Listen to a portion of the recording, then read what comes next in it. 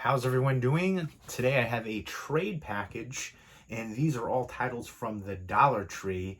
There's 15 movies in here, Blu-rays and DVDs, and if you've seen these movies, definitely let me know what you think of them, and let me know which one of these is your favorite as well. Leave me those comments down below, and let me know what the best Blu-ray or DVD pickup you found at the Dollar Tree was.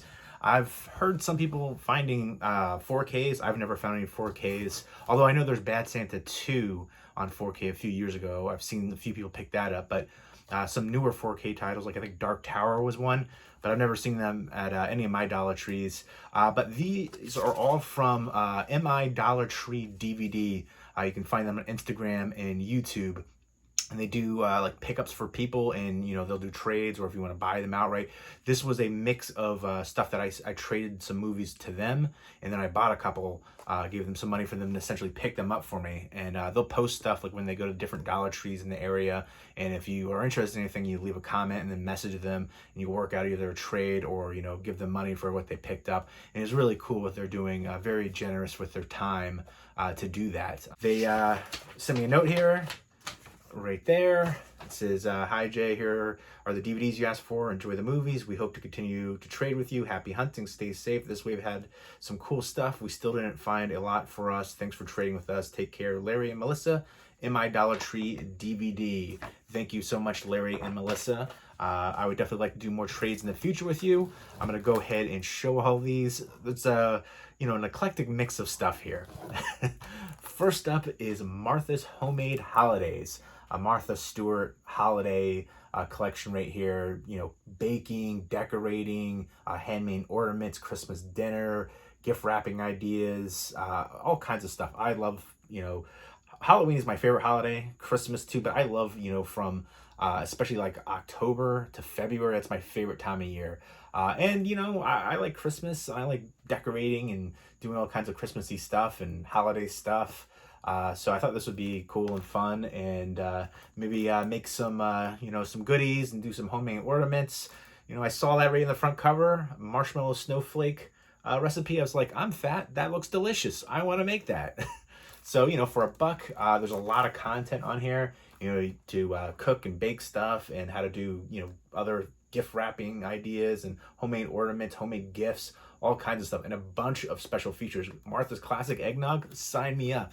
I used to hate eggnog as a kid, but now I freaking love it. But yeah, so a whole bunch of different cool stuff in here, ornaments, and how to do all kinds of things. And I think that's neat. I think she's done some really good stuff with baking and, all kinds of stuff around the house. And I don't know, I find it interesting, and especially the homemade stuff. So I'm going to check this out and maybe utilize some of that around, Christmas time. Next up is the Ben Stiller Show. This is a 2-disc set, and apparently this came from Target, because there's a Target sticker on the back. This is all 13 episodes. Emmy award-winning TV show. It won an Emmy after it was already canceled. But I remember this kind of like a sketch comedy variety kind of thing. They did a lot of like parodies, movies, and commercials and stuff like that. It had some special guests. And it was co-creator Judd Apatow in here as well. And then there's, unaired sketches, commentary with Ben Stiller, Janine Garofalo, Judd Apatow, and a bunch of other people. The history of the show, outtakes, behind-the-scenes stuff. So I think it's pretty exciting. Bob Odenkirk right there, too. I recently watched the movie Nobody, which I thought was amazing. Really good action movie. If you like action movies, I definitely recommend it. Obviously, he's way younger there, and then you got Andy Dick, who's just always wild. But I remember this being an entertaining show back in the day, so for $1, to get the whole show, kind of relive those memories of back in the day, I think that is pretty awesome. This is from 1992, and I guess 93 as well. Always enjoyed pretty much everybody involved here. I was never the biggest Andy Dick fan, but he was a little too over the top for me. But Janine Garofalo, Ben Stiller, Bob Odenkirk, just all the people that were involved in here. And I remember some of these skits and stuff and being a fun time. So I think it's pretty exciting. And again, to get a whole show like that for $1, amazing. Next up is Don't Think Twice. This does have a Blu-ray release. I'm kind of tempted to try to upgrade this because I really enjoyed the heck out of this one. Keegan-Michael Key, Jillian Jacobs, Mike Birbiglia, who's a stand-up comedian who actually wrote and directed this movie. Pretty sure he wrote it, but I know he definitely directed. Yeah, written and directed by And then Kate Micucci right there, who I've actually seen her. She does a music comedy duo with Ricky Lindholm, another actress, comedian, musician. And their group is called Garfunkel and Oates, a play on Simon and Garfunkel and Hall and Oates. Very talented and hilarious. I got to see them at my local comedy club. She's actually from like a town over from me. And I got to meet them, and they were both really nice. But yeah, this to me was much better than I was expecting it to be. I really didn't hear too much about it. And I feel like this is really rooted in reality for people that do stand up and creative arts and improv and stuff like that. It's basically about this improv troupe, and they're kind of struggling if they find a new place to perform. And then one of them gets Keegan-Michael Key right there, gets picked up from like SNL. And pretty much the rest of the team are, a lot of them doing it for like 11 years, 6-person comedy team. They're trying to figure out their lives after that and how that his success affects everybody else. Like some of them will trying to do writing and stuff like that and struggling to try to find themselves and if they're ever going to make it. And then once he gets famous, people come to the improv and they're like yelling for his skits and for him to do his things. And just, you kind of see that dynamic has changed and how they all react. And especially with him too, and some of the jokes that he says and stuff like that. But I thought it was really interesting. I love stand-up comedy. I've been going to my local comedy club for quite a long time now. But yeah, I thought this was really good if you like stand-up comedy and improv and stuff like that. I think it's definitely worth checking out. And let me know who your favorite stand-up comedian is. Next up is Big Man Japan. And this is directed by Hutoshi Matsumoto, who directed a movie called R100, which I freaking love that movie. It is crazy and ridiculous and subversive and sexual, but I love it. It's so much friggin' insanity and hilarious. There's a character in that movie R100 called the Queen of Gobbling, and she's like a dominatrix, but she'll like eat people, and her mouth like opens up really huge. It's just so absurd, but I love it. And it's kind of like a play on the different ratings too.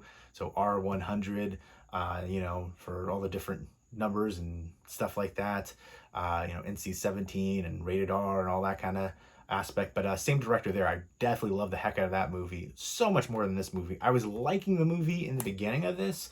It's ridiculous. It's absurd. Kind of some dry humor, kind of mockumentary, following, documentary style, following this guy who is like a big man. He fights these monsters, and it's like a long history of it. And Japan doesn't really support him anymore, and that kind of aspect of giant defenders essentially, and fighting all these weird giant monsters. There's some right there. A whole bunch of it looks so weird, and I was so excited for it because it seems so oddball.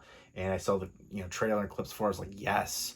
And I was loving a lot of it, especially like the humor. Like when they're doing the documentary, there's a lot of just like deadpan comedy moments right there. And I it was pretty much like that the whole time up until the ending. The ending is my hugest issue with this. It just abandons everything and takes a completely different like left turn, and it just falls so flat. It doesn't fit at all. And I feel like you needed a bigger payoff. It was leading up to it, and then just complete left turn, and I hated it. It just really ruined the movie for me. So it's basically about this guy, who's just going through the doldrums of his life, and people kind of hate him because, some of them, people blame him for, destruction, even though he's defending the area against monsters. He gets this like big electric shock, which makes him bigger. He's like a normal guy. And then he does that procedure and he gets huge, several stories high. And there he is right there. You can see him compared to the building. But he has like an ex and a kid, and just kind of going through the normal life, and just he's kind of downtrodden with everything, and people kind of hating on him and stuff. And it's just a film crew like documenting it all. And then he's battling all these different weird creatures and stuff. And some of the creatures are more powerful, and towards the end. And then it's just, again, takes that left turn at the very end. The last like 15 minutes or so. And I thought that was a huge detraction. It really brought the movie down. And it was, it was a lot rough around the edges. The fight sequences, some of the visuals and stuff like that, and the CG. And it wasn't the best, but I was still enjoying just the weirdness of it and the deadpan humor. But it just kind of falls flat. And again, that ending really brought it down, really hurt it. And there was so much weirdness going on. I think some people will appreciate just the gonzo, weird, ridiculous, absurdity, over the top nature of it. And then again, the deadpan humor, if you can grasp that and understand it and take it in and really appreciate it. But it's just a really weird, bizarre look at being a superhero. And but I just, again, the ending, and then so rough around the edges. It could have been so much better than it was. It's still, I don't know. I think it's the ending. Like, you can't. It just takes a completely left turn, different turn, and just because of that, like, it just never comes to full fruition. And I think it really bummed me out. I was starting to really enjoy it and get into it more and more. And you're kind of getting invested in the character and sympathizing with him, and then that happens, and I was bummed about that one. Next up is Josie, and this is Sophie Turner in here, Sansa from Game of Thrones, and Dylan McDermott. It also has Val Kilmer's kid in here.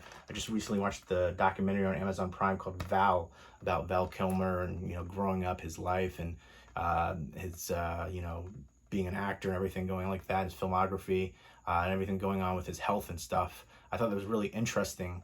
And his son narrated it, and he's a central character in this one. It's basically about this small town, and Sophie Turner comes in, and she's playing a high school student, although she's not really a high school student.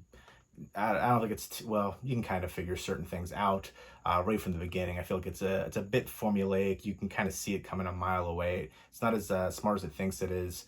But I do think there's a big issue with the climax that just, you can only suspend disbelief so much. And then I do like the ending, though, the very last scene. I thought that was fun and fitting. But yeah, so basically Dylan McDermott is a guy who's much older, and she's kind of like seducing him.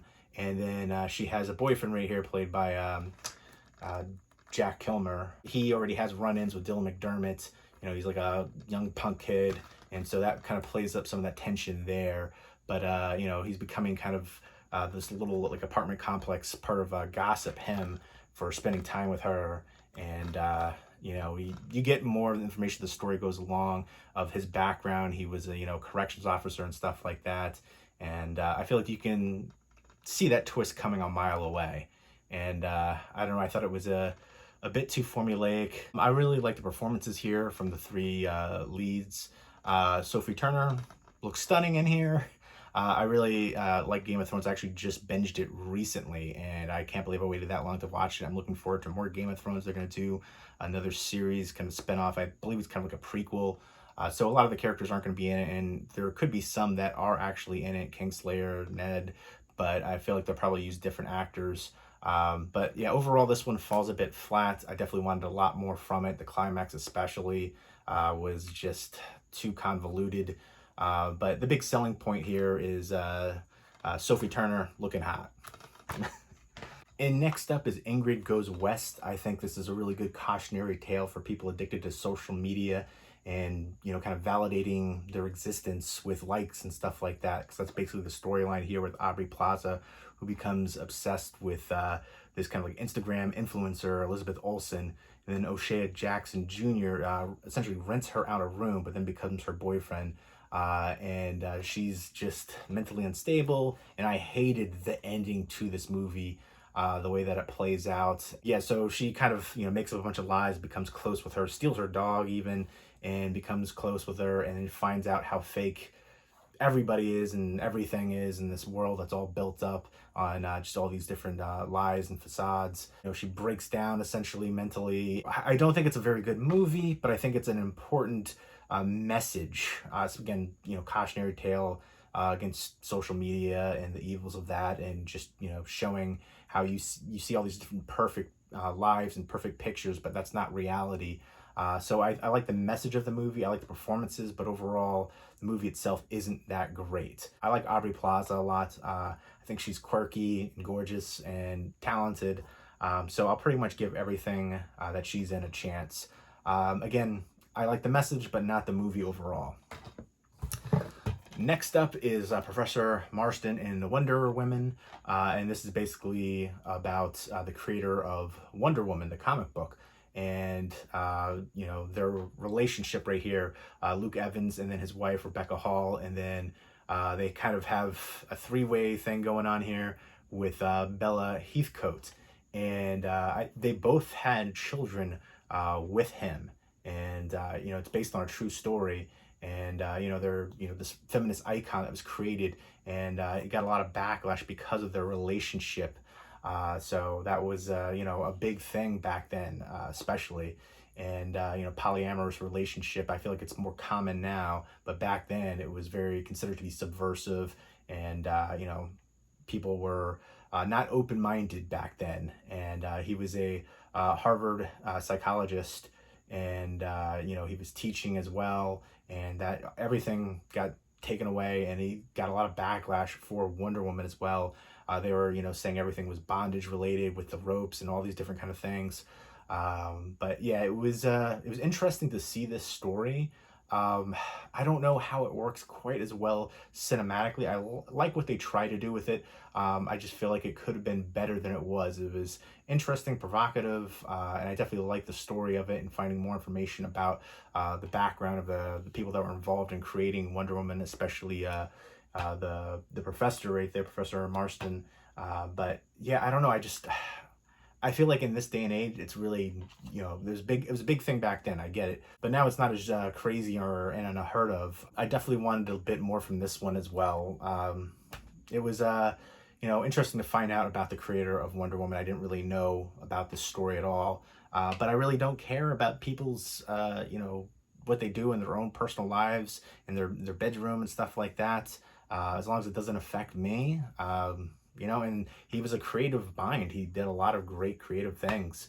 And I think it's kind of unfortunate that, his relationship kind of affected all that. People looked at him differently and treated him differently. But good performances acting wise, good supporting cast here too. Oliver Platt, Connie Britton, a few of the recognizable people in there. But yeah, I don't know. I don't think it was that interesting. The whole pivotal part is about their relationship, the three of them. I'm not that in tune or care that much about what other people do in their bedroom. So next up is Are You Here? I love this movie so freaking much. It's more of a dark dramedy, and I think this got a lot of criticism. This was like the cover in the US. This is actually a Canadian version. Has the French text on there too, but our one doesn't have a slipcover. The Canadian one has a slipcover, so I was very happy to get that. I like the spine right there with the yellow, but this was the cover right there. I feel like people were going into it, Amy Poehler, Zach Galifianakis, Owen Wilson, and thinking it was going to be a raunchy, over-the-top comedy movie, and it's not that at all. But I really love the heck out of this one. Super happy to get this one. Definitely dig it. It's got some audio commentary on here too, but again, it's more of a dark dramedy. If you are into those, I think you'll definitely appreciate this one. Basically, Zach Galifianakis is kind of got some mental health issues going on, and living off the grid, and he inherits his estranged father's fortune. And then his best friend Owen Wilson is a weatherman, and is kind of helping him. Amy Poehler, his sister, wants to say that he's not capable of taking care of the estate and everything like that. And it's a legal battle, and there's some real emotional honesty there, and the different dynamic with relationships and stuff like that. Felt it was very heartfelt, and there's some interesting aspects with other relationships going on in here. But I really enjoyed the heck out of this one, and it's the directorial debut from Mad Men creator Matthew Weiner. So there is the slipcover. And again, dark dramedy, if you're into that, I'd recommend it. But again, it's not a raunchy, over-the-top comedy movie that these people usually play. And next up is 10 by 10. I'm a big fan of Kelly Riley. She's in the TV show Yellowstone, which is the only TV show that's currently on that I watch.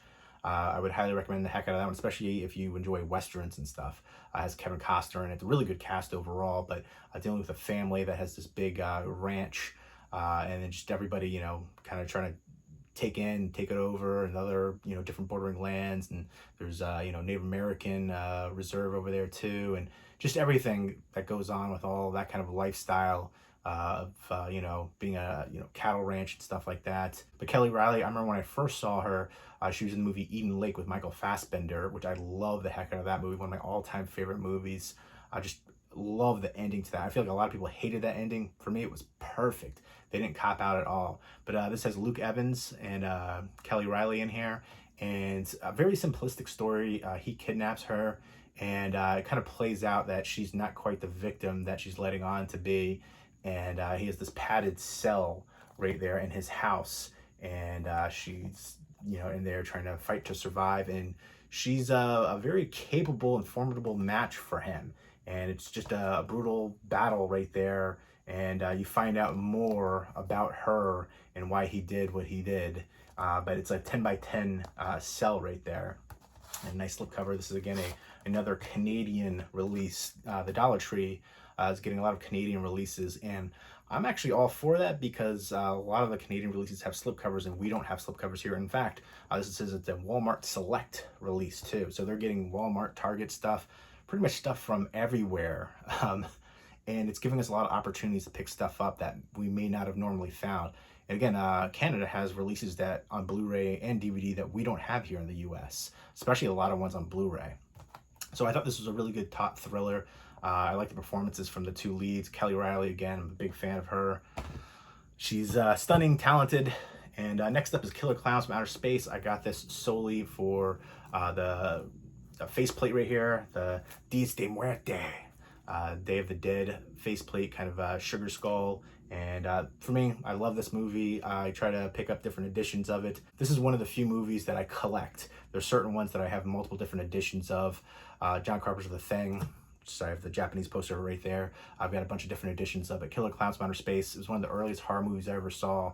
And I've got, steel books and different signed editions as well. So this for $1, and it has that cool, different, unique artwork. They've had so many different releases for this, different Arrow videos, the FYI exclusive one. I still need to get the FYI exclusive Arrow one with the slipcover with the hand grabbing. But yeah, so for $1, had to get it for the faceplate. Love this one. It's cheesy, it's ridiculous. I have so many fond memories of it. Again, one of the earlier horror movies I watched as a kid. Knock your block off, all the different scenes in here. Let me know what your favorite scene from Killer Clowns from Outer Space is. They've been talking about doing a sequel for like a decade. I don't know if it'll ever happen, but I would definitely love to see it, again, from the Chiodo brothers. It is just a fun, ridiculous time. But as a kid, it did freak me out a little bit, but I love the humor to it. Happy to get that one for the collection. And next up is Gangster Squad, and this is directed by Ruben Fleischer, who directed Venom, which I thought, I was not a big fan of that. I kind of like the visuals and some of the humor in there, but Tom Hardy and his accent especially really brought the film down. And he's doing the same accent, just the expressions, facial expressions. I'm really not looking forward to the sequel because of that. I do like Woody Harrelson a lot, and I like the character of Carnage. I read the comic books growing up as a kid. So I remember I had like the first appearance of Carnage.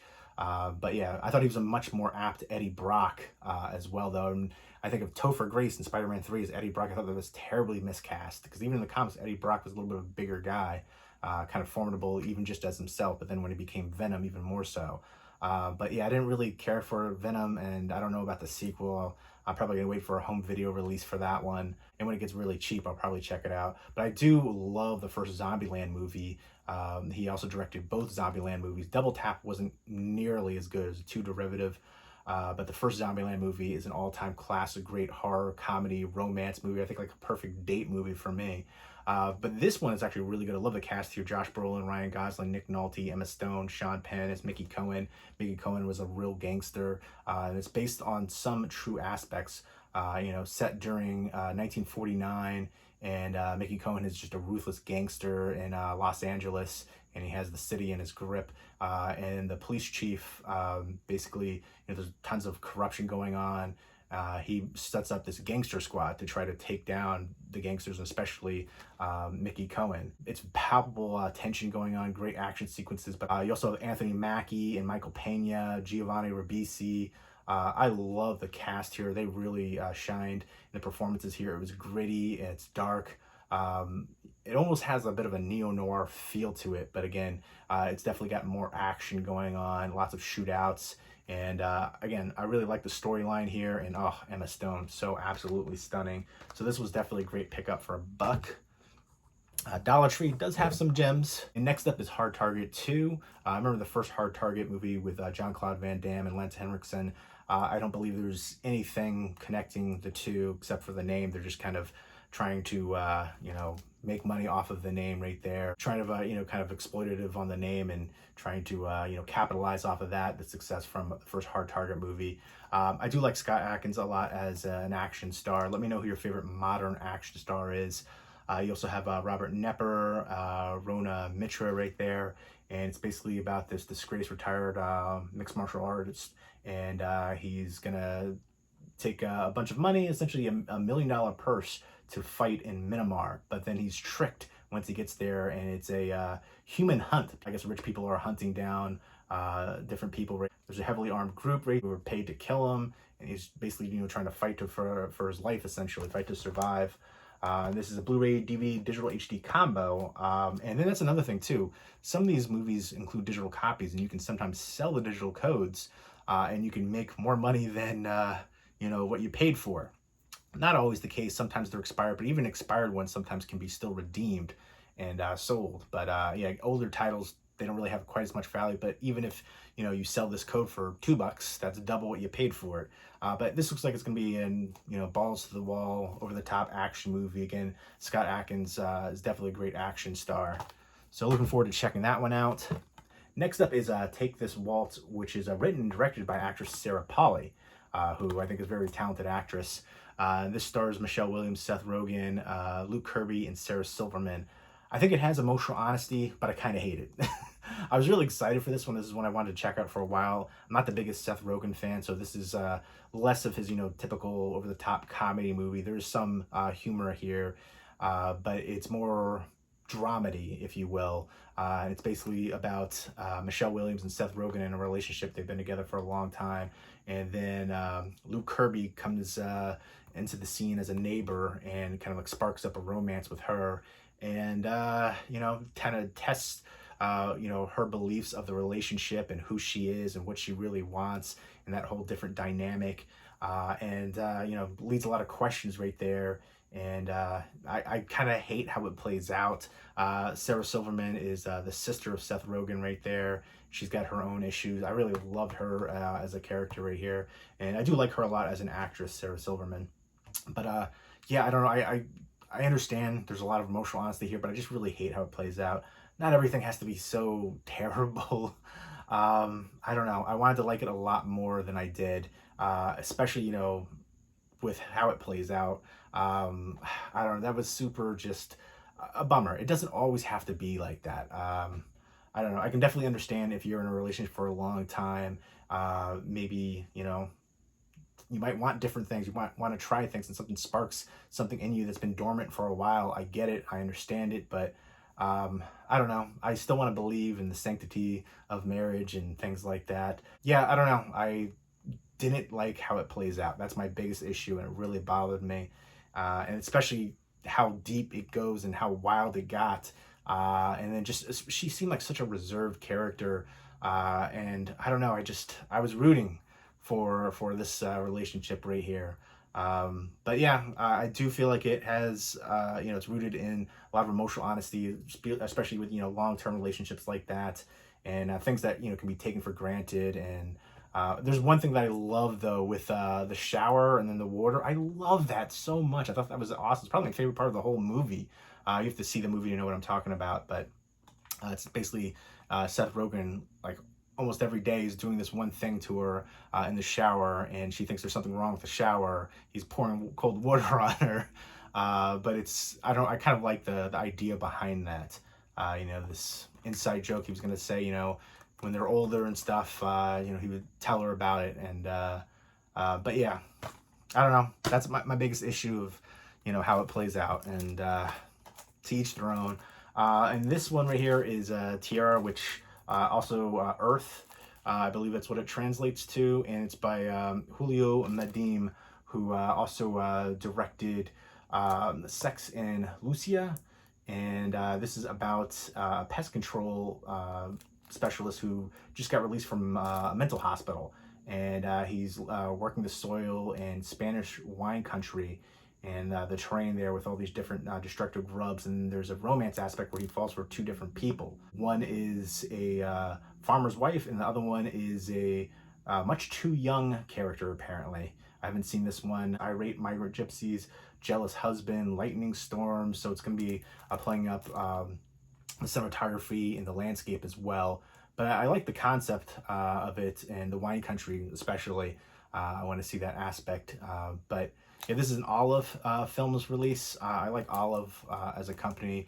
They don't really release too much now, very rarely in fact, but they released a lot of films that I really enjoyed. So if it's something that I haven't heard of and they've released it, I think it's worth checking out. Usually there's certain companies, Film Movement, Criterion Collection, or a couple, Kino, Olive, but it sounds intriguing, maybe like a dark, romance, dramedy kind of thing going on here. And then last but not least is Anthem of a Teenage Prophet, which was way better than I was expecting to be. I thought the cover was a detriment, actually. It looks too YA, and it is essentially kind of like a YA movie, but much darker. Great performances here too. Cameron Monaghan from Shameless, and then you also have Peyton List, Juliette Lewis, Academy Award nominee for Cape Fear back in the day. I think she was like 18 or something when that came out. But she's been in a bunch of stuff, Natural Born Killers, From Dusk Till Dawn. Let me know what your favorite Juliette Lewis movie is. Also has Grayson Gabriel. It's based on an award-winning novel about this teenager in high school, and he gets this premonition that somebody's gonna pass away, and it comes true. And they talk about it, it gets released to the news and stuff, and he's dubbed the Prophet of Death by a local news reporter. And then, he gets other, prophecies about people dying, and he doesn't want this. He looks at it as like kind of like a curse, and he's still going through his own issues of being a high schooler, and it's kind of like a coming of age story as well. And there's a romance aspect. It's a interesting romance aspect too, especially because it was his friend who passes away, and the friend was dating her before he passes. So yeah, it's just dealing with all of that, and obviously people are talking about because of that, and then just his premonitions of death and stuff. But this is way better than I was expecting to be. It's got some dark elements to it, but again, some emotional honesty, and especially with the friend right here too, played by Grayson Gabriel, Fang. But yeah, I definitely enjoyed this, again, dealing with youth coming of age, and this dark premonitions, and the cast right there. Juliette Lewis is the mother.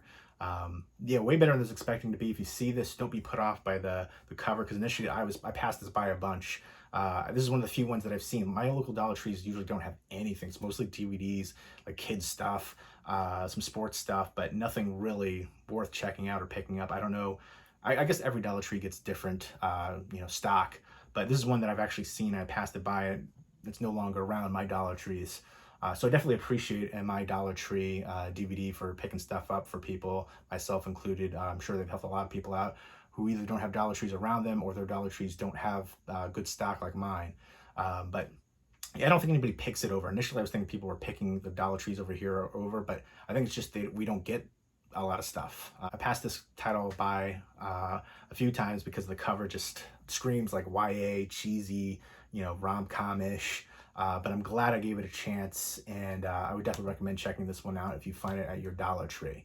So there you go. Those are the 15 pickups. If you've seen any of these, definitely let me know what you think of them, and let me know which one of these is your favorite. Let me know if you have found anything good at your Dollar Tree, what your best find Blu-ray DVD wise is at your Dollar Tree. Have you found any 4Ks as well? Leave me all those comments down below, and I hope everybody's doing well. Take care.